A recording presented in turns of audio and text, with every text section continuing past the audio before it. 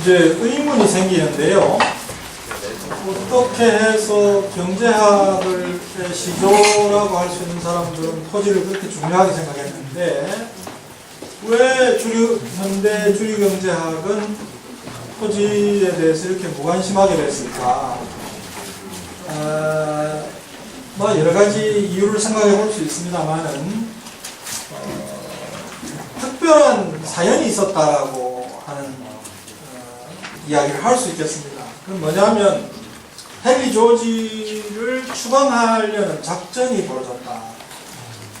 어떻게 그게 학교에서 그런 일이 있을 수 있나? 뭐 얼마든지 있을 수 있고요. 그런 일은 우리 한국에서도 얼마든지 일어날 수 있어요. 아까 고전학파라는 말씀을 드렸잖아요. 고전학파는 어느 분야든 그 학문을 처음 만들어서 기초를 닦은 학파를 고전학파라고 그러잖아요. 그러다가 경제학에서는 19세기 후반 20세기 초반에 신고전학파가 나옵니다. 신고전학파는 뭐냐? 고전학파의 자유방임주의 사상 그리고 생산비 가치론, 이거 일일이 설명할 시간이 없기 때문에 그냥 넘어갑니다. 고전학파의 이 두 가지 생각에다가 한계 효용이론이라는 것을 추가를 했어요. 새롭게 한계 효용이론이라는 것을 추가를 한 그런 경제학을 전개하기 시작합니다. 그래서 고전학파의 전통을 이어받으면서도 새롭게 한 그런 학파를 신고전학파라고 하는데요. 신고전학파는 영국에서도 발전했고 미국에서도 발전했어요. 영국의 신고전학파는 비교적 건전했던 것으로 보입니다. 이 문제는 이제 미국의 신고전학파들인데요. 여기 나오다시피 클라크나 셀리그먼이나 일리 하는 이런 사람들인데 그 뒤에 또 다른 이름도 나옵니다만 이 사람들이 좀 문제입니다.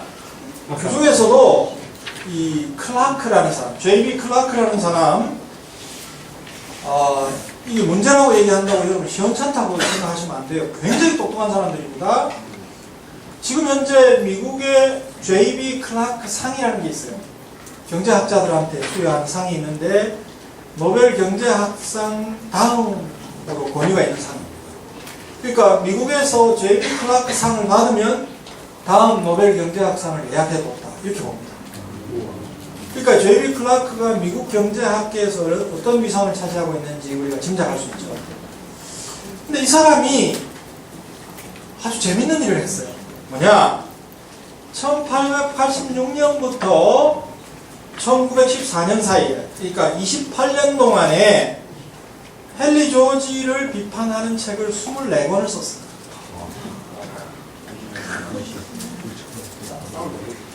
아니, 우리가 책 한 권을 쓰기도 얼마나 힘든지 몰라요. 근데 24권, 뭐 다른 책도 있겠죠. 근데 한 사람을 비판하기 위해서 책을 24권이나 썼다는 것은 대단히 특별한 일입니다. 이거 왜 그랬냐 하면 J.B. 클라크는 당시 촉망받던 경제학자입니다. 그래서 이 사람을 영입하기 위해서 콜롬비아 대학, 존스 홉킨스 대학, 시카고 대학, 스탠퍼드 대학 다 뭐 스카우트 하려고 난리를 쳤어요. 또 왜 이 대학들이 클라크를 영입하려고 했을까? 그건 이 대학들이 설립되는데 지주들의 역할이 매우 크다. 그럼 지주들은 왜 클라크를 영입하려고 했을까? 그 당시 헨리 조지의 영향력이라고 하는 것이 무서울 정도였습니다. 헨리 조지의 영향력이 무서울 정도. 헨리 조지의 책 진보와 빈곤이 출간됐던 해가 1879년입니다. 1879년에 책이 출간되고 난 다음에 선풍적인 인기를 끌어서 일약 헨리 조지는 세계적인 인물로 부각이 되죠. 전 세계를 돌아다니면서 강연을 합니다. 아일랜드 같은 데 토지 문제가 심각한 데 가서 영향을 끼칩니다. 영국에 가서는 투옥되기도 합니다. 그럼 미국의 지주들이 보기에는 야 이거 이제 헨리 조지 이거 가만히 놔뒀다가 큰일 나겠다. 이런 위기의식을 느꼈어요. 제가 실제로 미국에 1년 영국 비지팅 스칼러로 가서 그 당시 논문들을 전부 조사를 했어요. 근데 19세기 말 20세기 초에 헨리 조지의 이론에 입각한 논문들이 유수한 그 경제학 저널들에 게재가 되고 있었다는 것을 확인했어요. 그러다가 시기가 지나가면서 다 빠집니다. 그러니까 미국 대학들이 헨리 조지에 대한 위기감을 느끼고 있었고 헨리 조지를 경제학계에서 추방하기 위한 그런 노력이 있었다는 짐작을 할 수 있어요. 근데 메이슨 게픈이라고 하는 조지스트가 그 증거를 찾아냅니다. 메이슨 게프니가 그 편집한 책 가운데 The Corruption of Economics, 경제학의 부패라는 책이 나와 있습니다.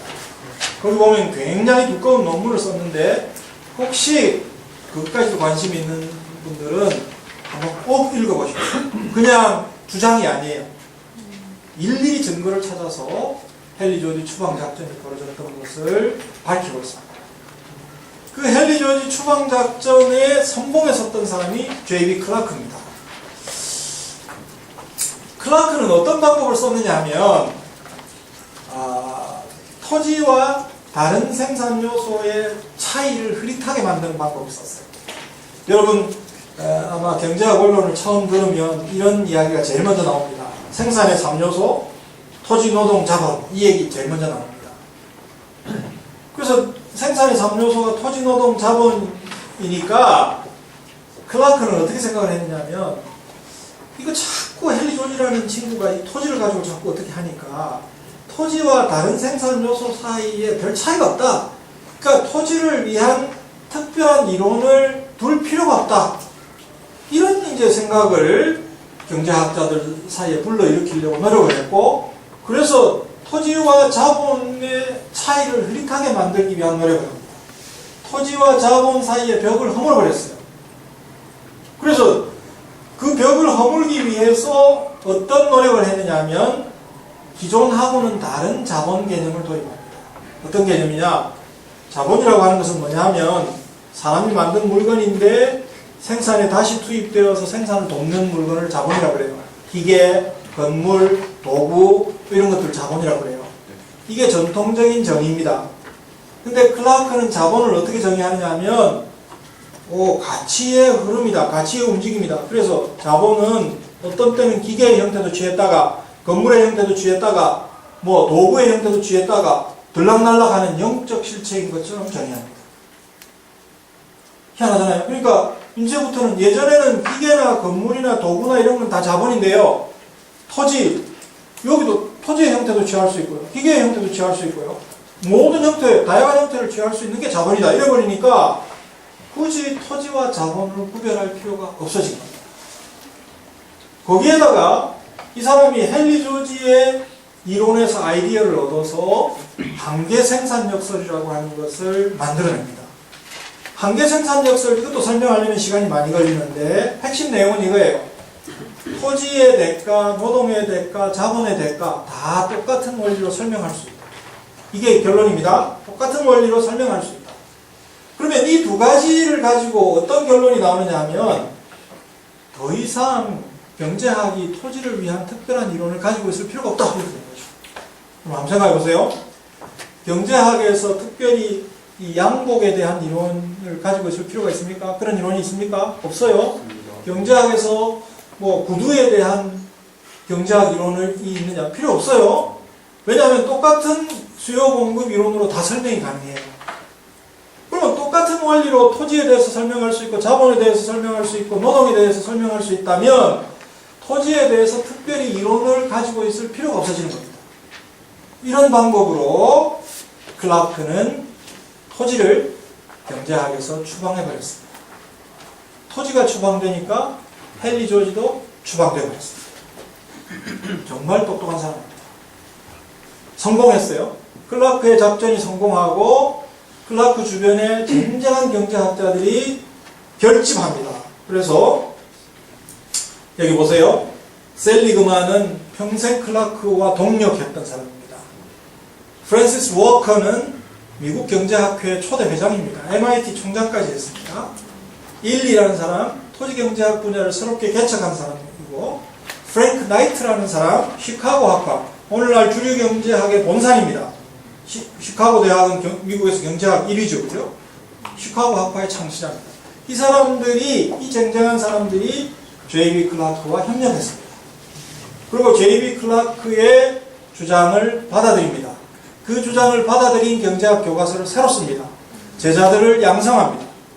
그러고 난 다음에 경제학에서 토지가 사라져버렸고, 토지가 사라진 절름발이 경제학이 탄생했습니다. 이걸 어디서 확인할 수 있느냐 하면, 아까 제가 생산의 3요소 얘기를 했죠. 생산의 3요소가 뭐냐? 토지, 노동, 지금 오늘 어디 기숙사에 가세요? 거기 가면 경제학 원론 책이 있으면 꺼내놓고 확인하세요. 경제학 원론 맨 앞에 나오는 내용이 생산의 3요소입니다. 토지, 노동, 자본 이럽니다. 토지란 뭐고, 노동이란 뭐고, 자본이란 뭐고 설명이 있습니다.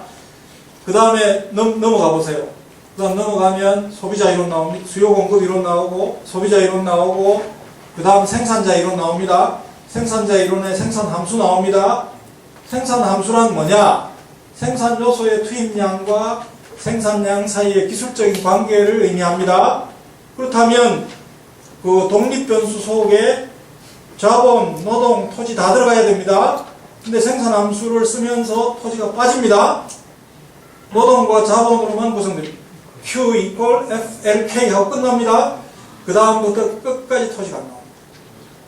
맨 앞에 토지 한번 나오고 끝날 때까지, 경제학 원론 책 덮을 때까지 토지가 안 나오는데, 좀 친절한 학자들은 소득 분배 이론을 할 때 한두 페이지 정도 지대를 다루면서 토지 얘기합니다. 요새 뭐 교과서를 왜 그렇게 두껍게 썼는지 모르겠어요. 그거 가르치려고 하면 너무 힘들어요. 경제학 원론 책이 한 600~700페이지 돼요. 거기에 토지 얘기가 맨 앞에 나오고 끝까지 안 나와요. 그러면 이 원론이니까 그렇죠. 미시경제학에 가도 안 나옵니다. 거시경제학에 가도 안 나옵니다. 다른 교과서 아무리 찾아도 안 나옵니다. 학부 4학년 공부하고 토지에 대해서 한 번도 안 배우고 졸업합니다. 학부생이니까 그렇지. 대학원에 가면 배우지. 대학원에 가도 토지에 대해서 한 번도 공부 안 하고 졸업합니다. 박사학위 토지 한 번도 안 배우고 박사학위 받습니다. 돌아와서는 부동산 문제에 대해서 논평을 합니다. 의사인데요. 예를 들면 위에 대해서 공부를 한 번도 한 적이 없어요. 의학 박사를 받았어요. 돌아와서 위가 아프다고 사람들이 찾아와요. 그거 진단을 해요. 그런 꼴이에요.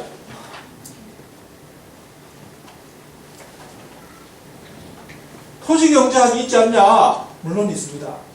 토지경제학은 미안하지만 여기 한동대학 경영경제학부에 토지경제학을 배우는지 모르겠어요. 저기 변두리에 처박아놓고 있어요. 없는 데도 많아요. 안 배우고 박사학위 받는 사람 부지기수입니다. 그리고 거기에 처박아 놓고는 토지와 다른 경제 문제와의 관계 말 안 합니다. 아주 작은 문제를 다루고 끝냅니다.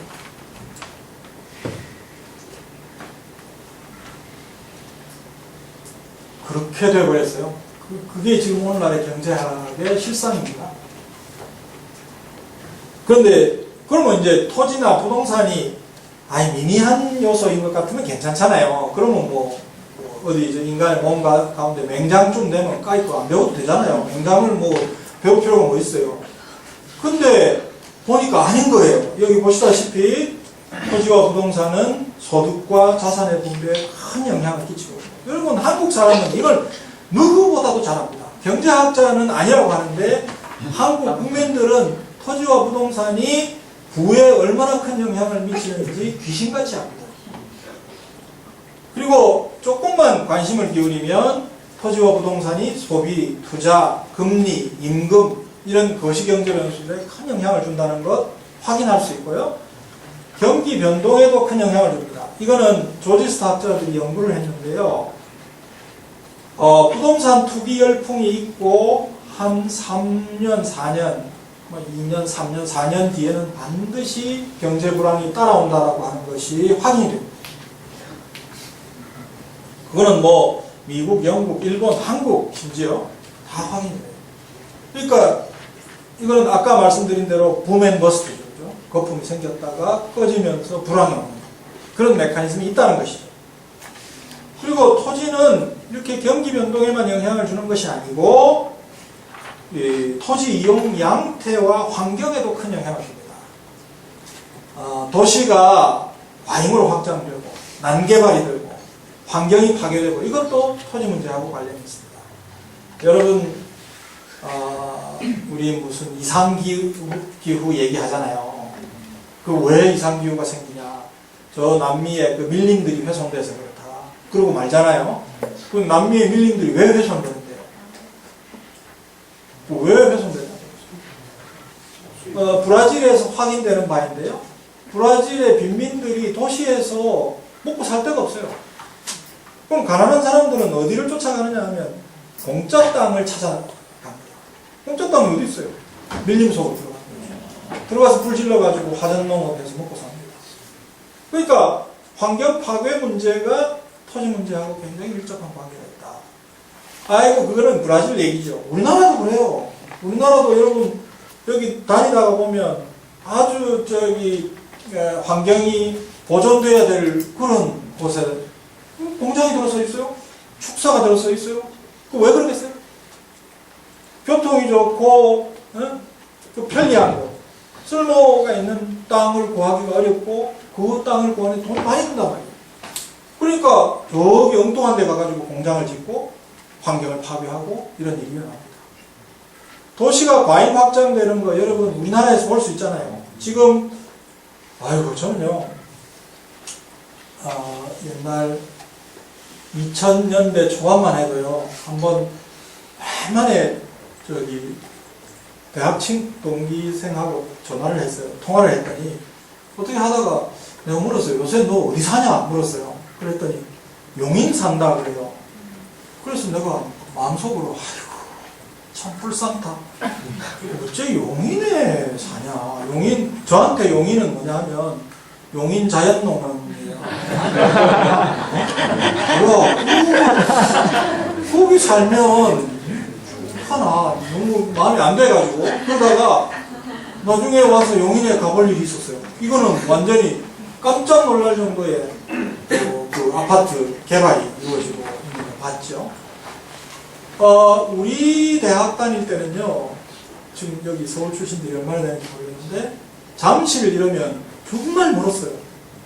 저기 어디 외국어 대학 있는 데는요 막 우리 시간 강의 갈 때 막 어떻게 거기까지 가나 하고 투덜거리고 갔어요. 지금은 잠실은 아주 도심이고 외국어 대학도 가까운 곳이고 용인 광주 저 일산 파주 이렇게 됐잖아요. 그러니까 도시의 개념이 우리 때보다 훨씬 더 넓어졌어요. 나중에는 이런 형태로 가다가는 대전하고 서울하고 붙어버릴 겁니다. 대전하고 서울하고 붙어버리고 나중에 가면 또 수도권하고 대구하고 붙어버릴 겁니다. 그러니까 다 붙어가지고 다 서울시라고 합니다. 서울시 대구구, 서울시 대전구 이러면 지역 불균형 문제도 없고 좋잖아요.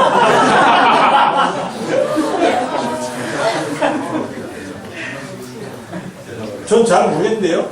지방대학이라는 용어가 있는 나라가 우리나라밖에 없다고 그러네요. 진짜 그런가요? 교수님 그래요? 지방대학이라는 말이 어딨냐고. 응? 다 지방대학이지. 서울은 지방 아닌가요? 인서울하고 지방대학, 지방대학 밑으로 탁 내려가고 그죠?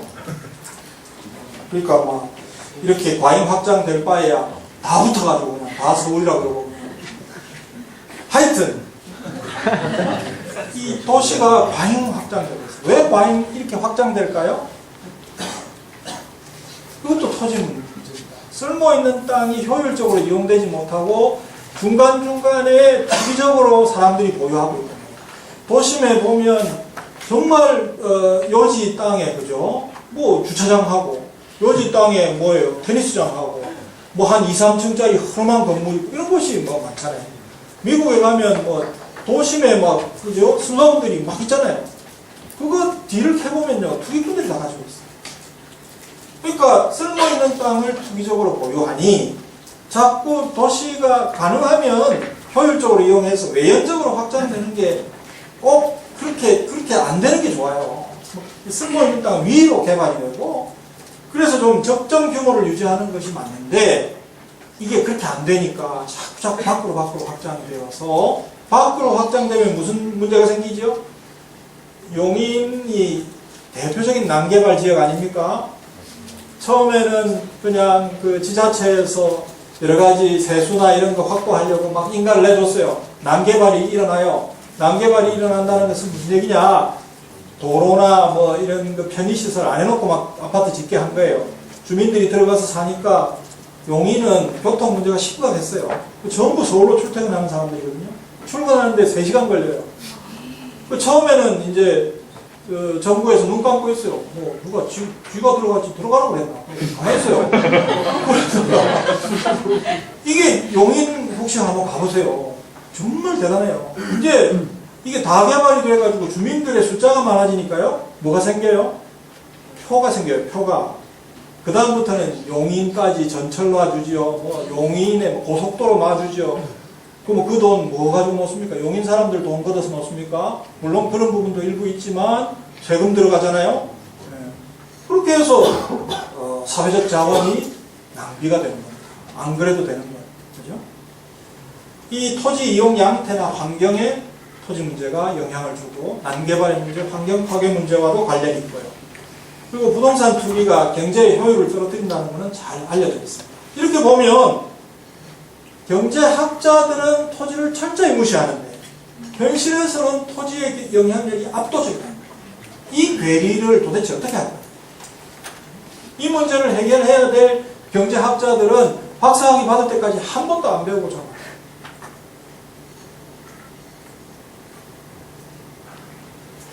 그런데 헨리 조지 경제학은 물론 이제 여러분 나중에 혹시 관심이 있어서 공부를 해보면 결함도 있고 문제도 있고 비약도 있고 그래요. 그러나 중요한 점은 토지를 누락시키지 않았다.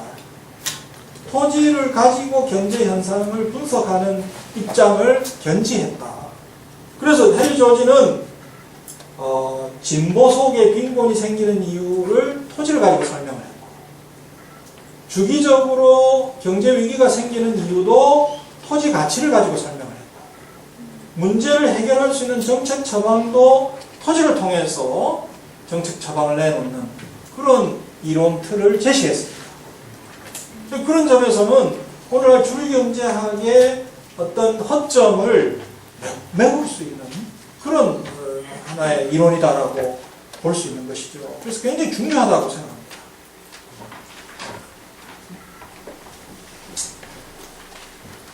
의에 대해서 정리하는데요. 그냥 넘어가고요. 제가 그냥 잠깐 와서 헨리 조지 경제학이 중요하다 그러면 여러분이 안 믿어주잖아요. 그러니까 자, 믿을만하다 하는 증거로 지금 헨리 조지의 영향을 받은 사람들 소개합니다. 버나드 쇼, 유명한 영국의 극작가입니다. 그리고 영국 페이비안 협회를 만든 시드니 웹이라는 사람, 아까 말씀드린 런던 정경대학을 만든 사람입니다. 굉장히 중요한 인물입니다. 에이구, 처음 듣는데, 뭐.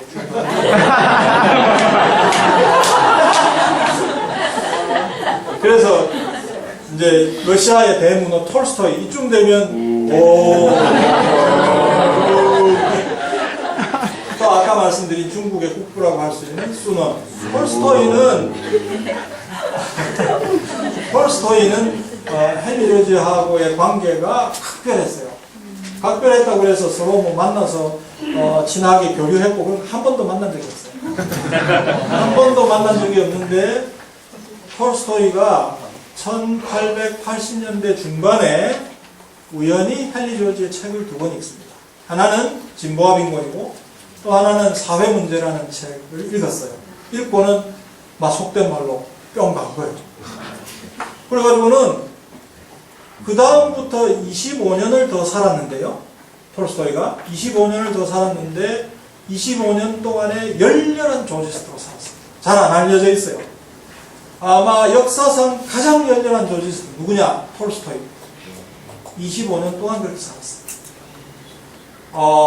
여러분이 잘 아는 톨스토이의 소설이 뭐 있어요? 소설도 읽으세요. 공부만 하지 마시고. 나도 뭐 소설 잘 안 읽지만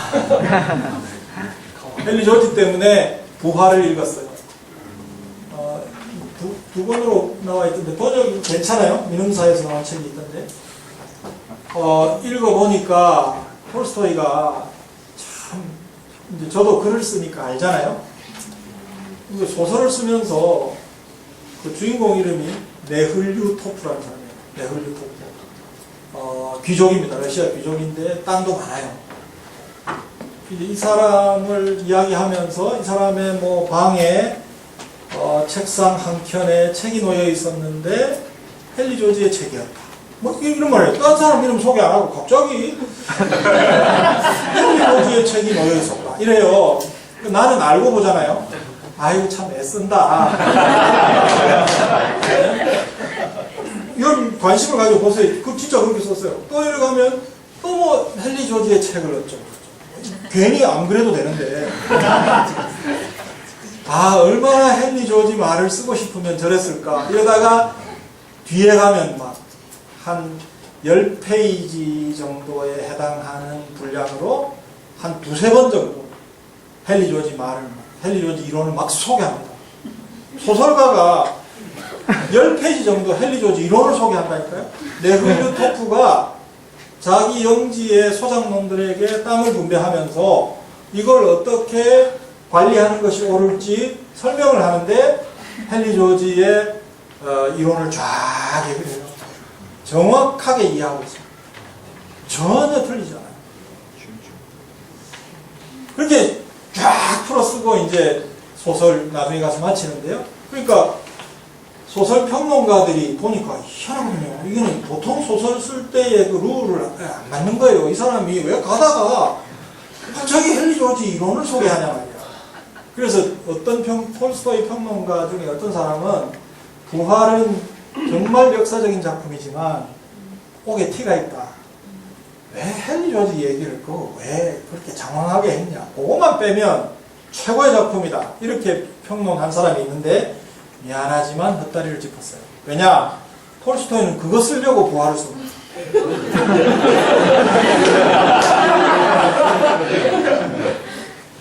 그만큼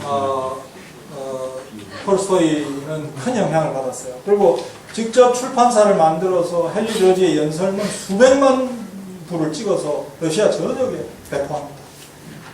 직접 출판사를 만들 정도였고 그 당시 러시아 정부의 그 사람 총리하고 막 편지를 주고 왔습니다.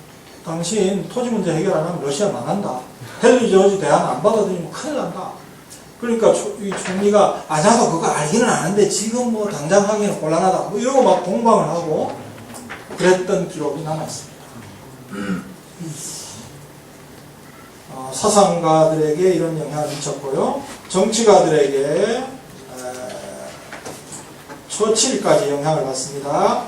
미국 대통령을 지낸 우드로 윌슨, 호주 수상, 러시아 수상 지낸 케렌스키 이런 사람들 헨리 조지의 영향을 받았습니다. 우드로 윌슨은 1910년대에 집권했던 미국 대통령인데 이때는 헨리 조지는 죽고 없습니다.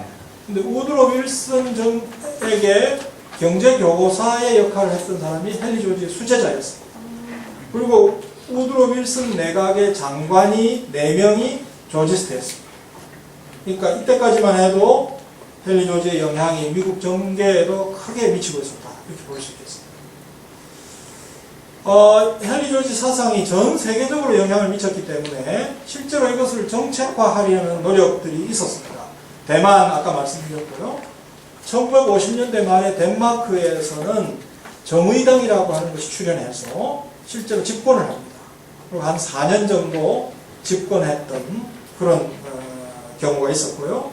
미국에서 이 사상이 나왔기 때문에 헨리 조지의 후계자들이 활발하게 운동을 했고 지금도 미국 지방정부에서는 이 사람들이 지방 재산세 개혁 운동을 벌여서 상당한 성과를 거둔 것으로 이렇게 알려지고 있습니다.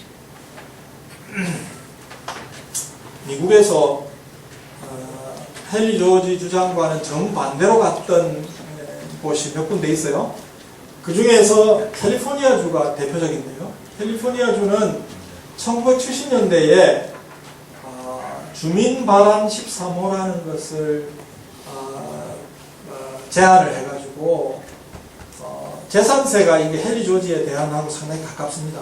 근데 이 재산세 세율의 상한을 정해버리는 일종의 뭐랄까요, 조세 반란이라고 할까요? 그게 일어났어요. 그래가지고 갑자기 캘리포니아주의 재산세 수입이 급감하는 일이 생겨났고, 그 다음부터 캘리포니아 주 정부가 굉장히 곤란을 겪었다고 합니다. 지금까지도 미국에서 캘리포니아 주는 이렇게 경제적인 어떤 역량이랄까 이런 것이 밑으로 처지는 그런 상태에 놓여 있다고 합니다. 그래서 조지스트들은 그때 했던 잘못된 계약이 캘리포니아 주의 경제 상태에 영향을 미쳤다, 이렇게 이제 보고 있지요. 자, 이건 그냥 넘어가겠습니다. 우리가 흔히 자본주의는 토지 사유제하고만 결합할 수 있다고 믿는데 꼭 그렇지 않다. 예를 들면 싱가포르, 홍콩은 토지가 국유입니다. 싱가포르 같은 경우는 국유지가 전체 토지의 90%입니다. 홍콩은 전체고요. 핀란드 같은 나라 보면 핀란드 수도 헬싱키는 시유지가 65%입니다. 그러니까 반드시 토지를 전면 사유화하는 것이 자본주의와 결합될 수 있다. 그건 아닙니다. 다양한 토지 제도가 존재한다 하는 걸 기억할 필요가 있겠습니다. 자, 지금부터 한 10분 동안 우리나라 이야기를 좀 하겠습니다. 우리나라 이야기. 우리나라의 토지 제도를 보면 사람들이 이렇게 생각합니다. 우리나라에는 굉장히 독특한 용어가 있죠. 토지 공개념이라는, 세상에 이런 촌스러운 용어가 어디 있어요. 토지 공개념. 누가 만들었는지 정말 못 만들었어요. 그죠? 근데 아무튼 이게 실제로 사용이 됐고, 그래서 이거 그냥 정착이 되어버렸어요. 토지 공개념을 말하면 많은 사람들이 그렇게 생각합니다. 토지 공개념은 꼭 위헌이에요, 위헌. 그렇게 생각해요. 미안하지만 아니에요. 현행 헌법의 정신은 토지 공개념 정신입니다. 우리나라는 아까 대만 헌법 얘기를 했지만 독특하게 토지 공개념 조항을 헌법에 집어넣은 아주 독특한 나라입니다. 그게 뭐냐? 헌법 122조입니다. 헌법 122조 그 내용을 적어놨는데요. 국가는 국민 모두의 생산 및 생활의 기반이 되는 국토. 이거 보세요. 토지를 뭐라고 정의했어요? 국민 모두의 생산 및 생활의 기반이 된다 하는 것을 분명히 표현하고 있습니다. 그 국토의 효율적이고 균형 있는, 처음에는 효율적인만 있었어요. 그러다가 균형 있는 요 용어가 들어갔어요. 뒤에. 균형 있다는 것은 뭐예요? 공평, 평등 이런 개념이잖아요. 그죠? 이 국토의 효율적이고 균형 있는 이용, 개발과 보존을 위하여 필요한 제한과 의무를 과할 수 있다, 부과할 수 있다, 이런 얘기입니다.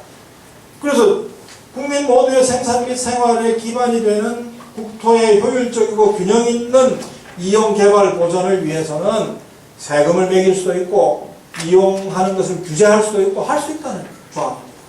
그래서 헌법학자들은 우리 현행 헌법 122조를 이름을 토지공개념 조항이라고 부르고 있습니다.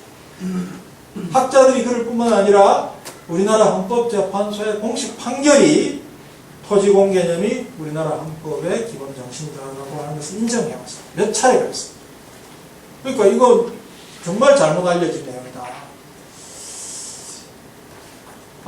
우리 한국의 토지 부동산 문제를 보면 한국은 해방 이후 출발할 때는 상당히 평등 집권에 가까운 상태였다고 합니다. 이거 잘 안 알려져 있죠. 그죠?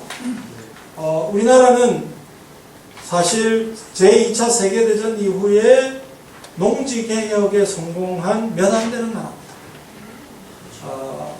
우리나라, 대만, 일본 그 정도 꼽을 수 있습니다.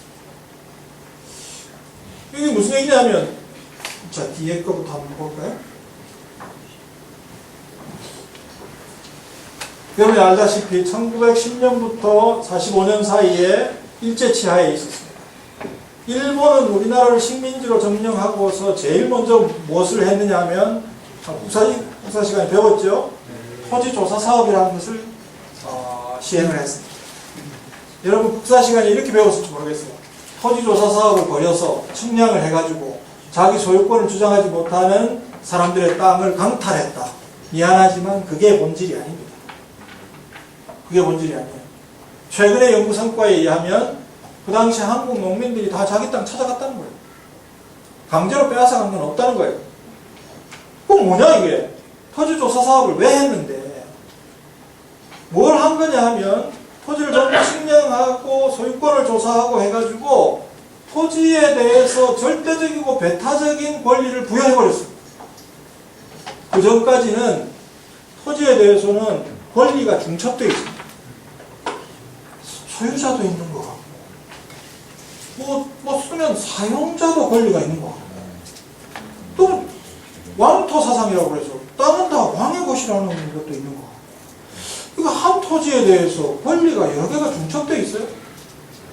그거를 일제가 들어와가지고 뭐라고 했냐면 토지도 이런 옷이나 이런 뭐 신발이나 이런 것처럼 그냥 절대적이고 배타적인 권리를 행사할 수 있는 물건을 바꿔버렸어요. 그래서 한 토지에 하나의 소유권만 성립하게 만들었어요. 그리고는 토지에 대한 세금을 아주 낮게 부과했습니다. 그러니까 토지조사 사업을 계기로 해서 우리나라에 토지 사유제가 전면 도입된 겁니다. 일제가 토지조사 사업을 벌인 이유는 거기에 있습니다. 그래서 뭘 하려고 했냐? 토지가 마음껏 거래되도록 하고 또 원할 때는 얼마든지 사들이고 또 거기다가 플러스 뭐냐? 식민지 지배를 하려면 동맹 세력이 있어요. 동맹 세력을 어디로 잡았냐? 지주로 잡았습니다. 지주에게 소유권을 인정해주고 조선인 지주들을 동맹 세력으로 삼고 그렇게 해서 식민지 통치를 했다. 세금을 일본 국내보다 훨씬 낮춰줬어요. 왜? 식민지, 조선인 지주를 동맹 세력으로 삼기 위해서. 그렇게 합니다. 그리고는 1920년대부터 지주에게 유리한 농업정책을 펼칩니다. 그게 바로 산미정식 계획입니다. 조선에서 쌀을 대량으로 정산을 해서 일본으로 대량으로 가져가는 그런 정책을 펼쳤습니다. 그것이 1920년부터 1934년 사이에 산미정식 계획. 이 과정에서 우리 조선에서는 지주제도가 급격히 발전합니다. 대지주가 곳곳에서 생깁니다. 대지주가 밀집했던 지역이 어딘 줄 압니까? 가장 대지주가 밀집했던 전라북도입니다. 그리고 전라남도, 경상남도, 황해도 이런 지역이 대지주 밀집 지역이었습니다. 그래서 지주는 계속해서 발전하고 지주 밑에 그러면 농민들은 어떻게 살았냐? 지주 땅을 빌려서 농사지어서 삽니다. 빌려서 농사짓고 어떻게 하냐? 최소한 50%, 많은 경우에는 60% 소작료로 바칩니다. 나머지 40~50% 가지고 먹고 살았습니다.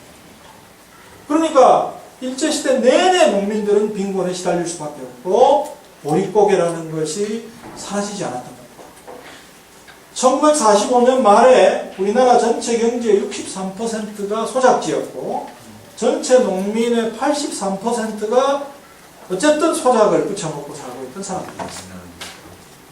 그러니까 극심한 빈곤이 생긴 것은 바로 이 일본 제국주의의 농업정책 그리고 지주제도 이것이 원인이었습니다. 그러니까 해방되고 난 다음에 우리 한국 사람들이 가장 간절히 바랬던 것은 뭐겠어요? 내가 그 고율 소작료 안 바치고 좀 농사 짓고 싶다. 이거였어요. 그러니까 농지개혁, 나도 내 땅 좀 가지고 싶다. 이게 간절한 소망이었습니다. 근데 희한하게도 우리 해방 이후에 한국을 통치했던 이게 어디죠? 해방 이후 바로 이승만 대통령이 통치했습니까?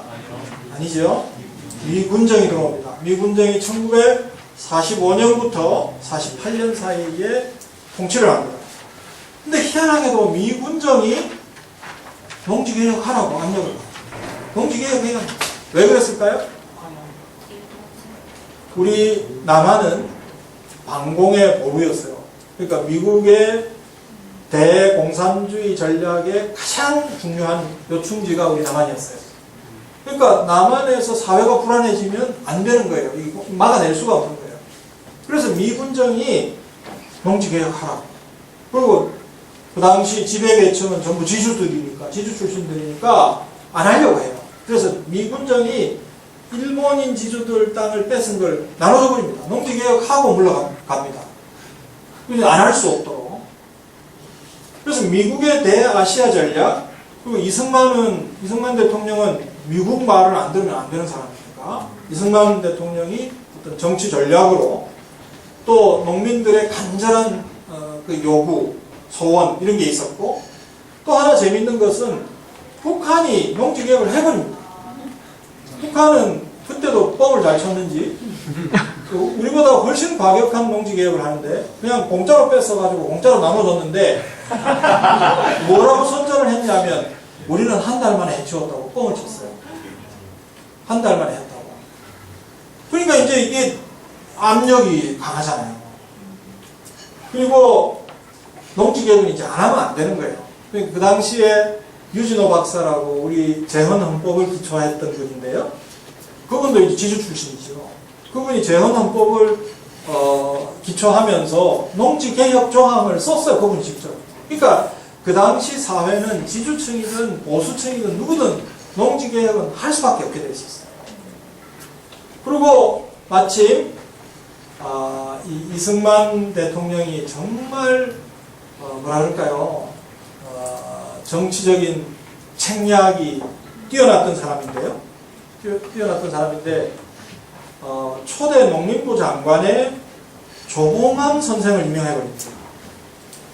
조봉암이 누구냐 하면요. 여기 지금 이승만 대통령과 조봉암 씨 사진이 나오는데요.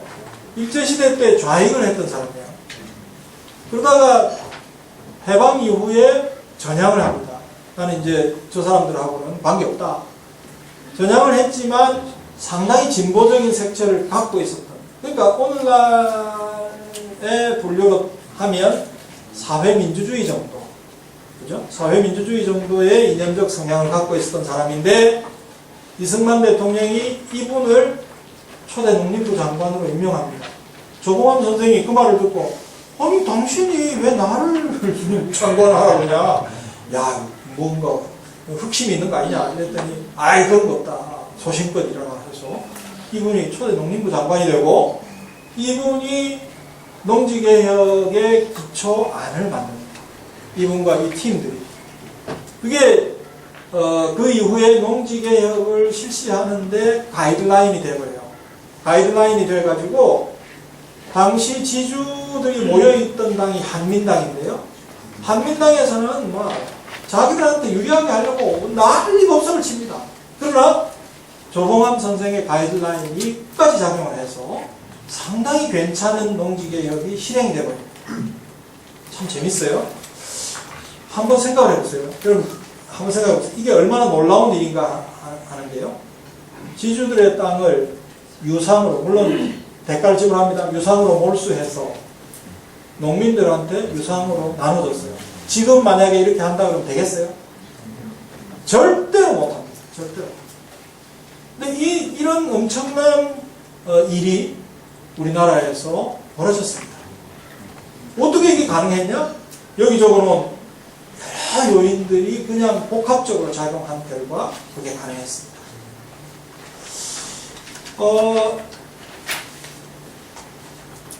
여기 보세요. 참 이게 그래서 경제학이나 사회과학을 하는 분들은 반드시 역사를 공부해야 돼요. 역사를 공부 안 하면 그 지식이 아무리 정교하다 하더라도 공허할 수 있어요. 여기 보면 이건 제가 한 게 아니고요. 월드뱅크에서 나온 그 오서에 실려 있는 그래프입니다. 종축은 1960년부터 2000년 사이의 장기 경제 성장률입니다. 횡축은 1960년에 토지 소유 분포를 드러내는 진위계수입니다.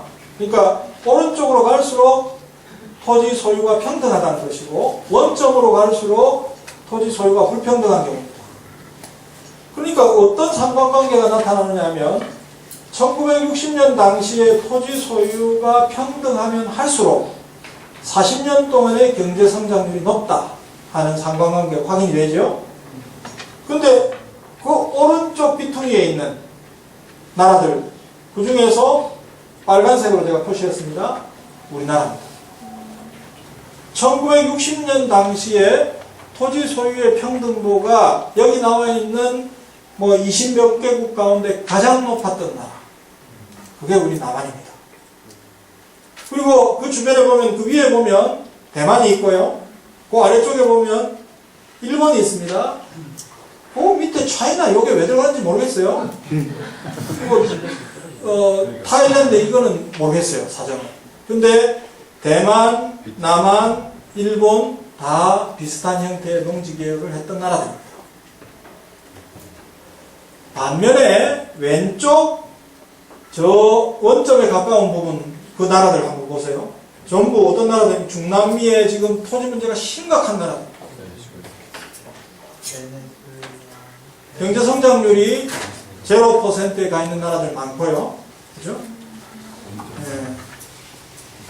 자, 그러니까 토지 소유의 평등도, 그러니까 평등 직권을 어느 정도로 실현했느냐 하는 것이 장기 경제 성장률에 깊은 영향을 준다는 추측을 우리가 이 그래프를 통해서 할 수 있습니다.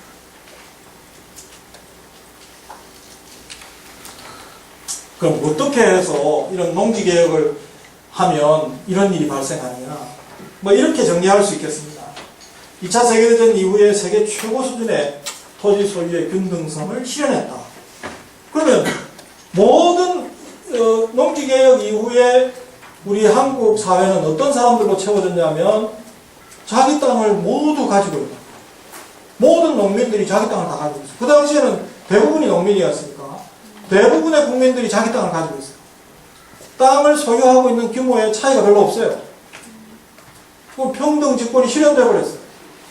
자기 땅을 가진 이 사람들이 옛날에는 어떤 사람들이었냐? 지주들한테 소작을 붙여놓고 가난하게 살아왔던 사람들. 그런 사람들이 자기 땅을 갖게 됐어요. 어떻게 하겠어요? 여러분 어떻게 하겠어요? 죽으라고 일하는 거지. 그냥 누가 시키지도 않는데 자발적으로 중노동하고요. 그리고 거기서 생기는 거 아껴가지고 뭐 한 거예요? 자식들 공부시켜요. 농지개혁 이후에 학교 수가 급격히 팽창하고요. 대학교 수도 급격히 팽창하고요. 우리 한국이 경제 고도 성장할 수 있었던 것은 인적 자원 때문이라고 하잖아요. 그 인적 자원을 기를